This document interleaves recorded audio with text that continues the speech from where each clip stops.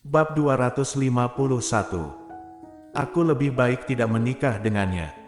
Berhenti. Colden Ye menghentikannya. Selihan berdiri di tempat dan tidak melihat ke belakang. Suara Colden Ye datang dengan dingin dari belakang. Jangan biarkan dia tahu tentang ini. Selihan mencibir dalam hatinya. Claire Sen sudah tahu dari awal, tapi dia diam di permukaan, menoleh dan menatap Colden Ye dengan lemah. Oke, jangan khawatir, aku tidak akan memberitahunya. Colden Ye terlalu malas untuk berkata lebih banyak, menatap Arthur Xiao dengan dingin. Pergi. Arthur Xiao melangkah maju untuk mendorong kursi roda yang berada jauh di malam hari, dan ketika dia hendak pergi, Selihan tiba-tiba berkata, pernahkah kamu berpikir bahwa bagaimana jika Claire benar-benar mengetahuinya suatu hari nanti? Setelah mengatakan ini, Selihan mencengkeram perutnya dan menggigit bibirnya dan berkata, aku mengandung anakmu. Mendengar, Colden Ye menyipitkan matanya dengan berbahaya dalam sekejap. Apa yang kamu katakan? Selihan mendengar dan jantungnya berdetak sangat cepat. Dia sedang berbohong, tapi penampilan Colden menunjukkan sesuatu. Jika sepasang anting-anting itu benar-benar diberikan kepada Claire Sen, itu berarti perasaan Colden Ye benar pada Claire Sen sudah sangat berat. Tapi dia sendiri mungkin tidak menyadarinya. Sally harus menghentikan dan tidak membiarkan mereka bersama. Colden adalah pria yang dia sukai, karena dia telah mengambil langkah pertama, dia harus mengambil semua langkah yang tersisa. Dia benar-benar tidak bisa membiarkan siapapun, termasuk Claire Sen, merebut pria yang dia sukai termasuk Selihan. Ketika Arthur Xiao mendengar kata-kata ini, dia terkejut. Selihan hamil. Lalu, bukankah masalah benar-benar berantakan? Selihan datang dan berdiri diam di depan Colden Ye. Jika kamu tidak percaya, kita bisa pergi ke rumah sakit untuk pemeriksaan sekarang.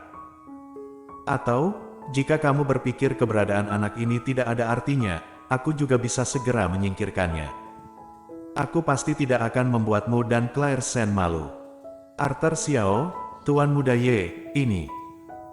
Colden Ye meliriknya, dan mengerutkan bibir tipisnya. Sebelum aku memeriksa ini, kamu tetap di sini. Pergi. Arthur Xiao mendorong Colden Ye keluar dari villa dalam suasana hati yang rumit. Sepanjang jalan dia berpikir bahwa Selihan sedang mengandung anak Colden Ye. Nyonya kedua sedang mengandung anak orang lain, pilih salah satu dari dua. Pria normal harus tahu bagaimana memilih.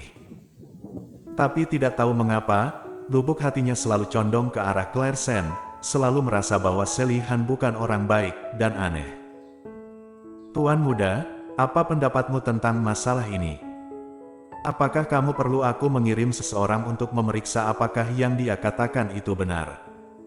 Periksa, kata Colden dengan dingin. Meskipun dia mengatakan tempat dan waktunya benar, semuanya terlalu cocok. Terkadang terlalu cocok itu tidak normal. Nyonya muda kedua, jangan biarkan dia tahu tentang ini. Tidak, maksudku, bagaimana jika hasil investigasi itu benar? Selihan dan Nyonya muda kedua adalah teman baik.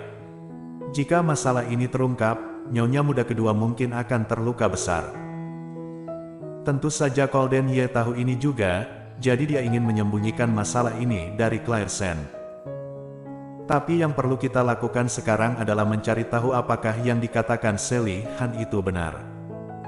Apa mungkin dia berbohong?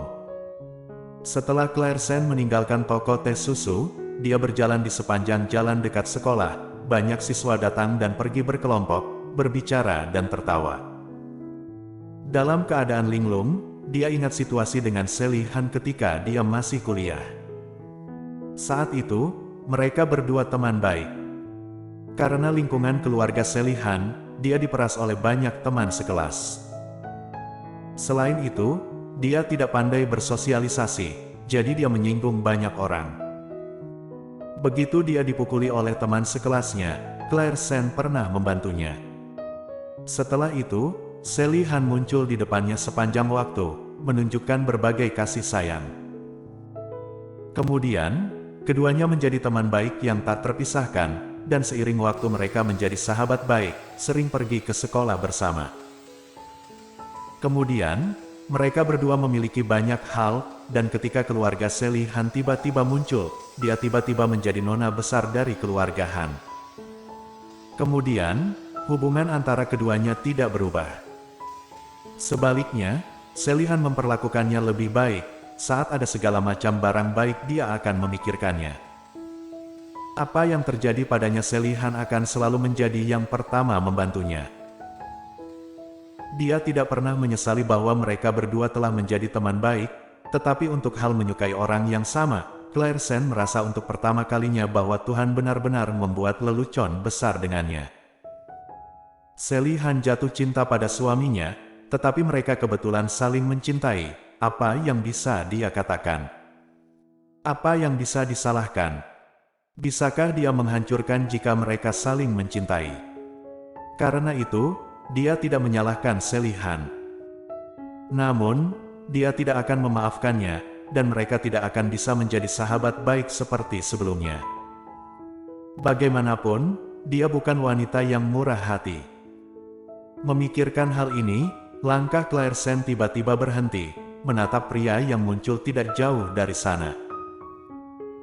Pria itu mengenakan kemeja putih, berdiri di sana dengan ramping, dan sinar matahari dibiaskan dan jatuh padanya, seolah-olah lapisan cahaya putih hangat telah menyebar ke seluruh tubuhnya, membuatnya lebih lembut. Davin Ye tidak menyangka itu dia. Tanpa diduga, dialah yang muncul di depannya berulang kali. Claire Sen melihat alisnya yang lembut, air mata tiba-tiba menggenang di matanya, menatap Davin Ye dengan mata merah. Davin Ye berhenti, dan berjalan ke arahnya setelah beberapa saat. Masalah sudah ditangani.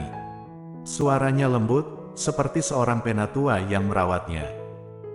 Pada saat ini, Claire Sen tiba-tiba merasa bahwa dia membutuhkan bahu untuk bersandar, tapi bagaimanapun juga, Davin Ye adalah kakak tertua Golden Ye. Setelah pikiran ini muncul di benaknya dengan jelas, Claire Sen mengerucutkan bibirnya, lalu berbalik dan pergi. Tidak peduli seberapa lemah, dia tidak perlu bersandar di bahu seseorang. James Lin, Golden Ye.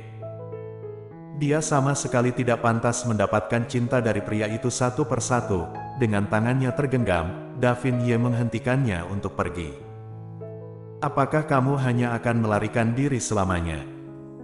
Claire Sen terkejut, mencoba berjuang dengan kekuatan, tetapi Davin Ye menariknya ke dalam pelukannya. Lihat dia dalam beberapa hari terakhir, apakah dia pernah mencarimu? Jika dia memilikimu di hatinya, dia tidak akan membiarkanmu dan tak acuh seperti ini. Kata-katanya menusuk hatinya seperti jarum, dan Claire Sen mendorongnya dengan keras, itu bukan urusanmu. Kamu bilang itu bukan urusanku, aku juga tidak ingin mengurus urusanmu, tapi selain aku yang menjagamu, apakah ada orang lain yang menjagamu? Claire Sen, bisakah kamu melihat ke belakang? Akulah yang selalu yang berdiri di belakangmu, aku sangat menyukaimu, tidak bisakah kamu mengubah kesukaanmu padanya menjadi aku? Mendengar, Claire Sen menoleh dengan geli, sepertinya perasaan kakak datang dan pergi dengan cepat. Apakah perasaan begitu mudah ditransfer dan bisa langsung ditransfer hanya dengan mengatakannya? Apakah kamu pikir aku ingin menyukainya? Jika bisa, aku lebih baik tidak pernah menikah dengan keluarga Ye. Bersambung.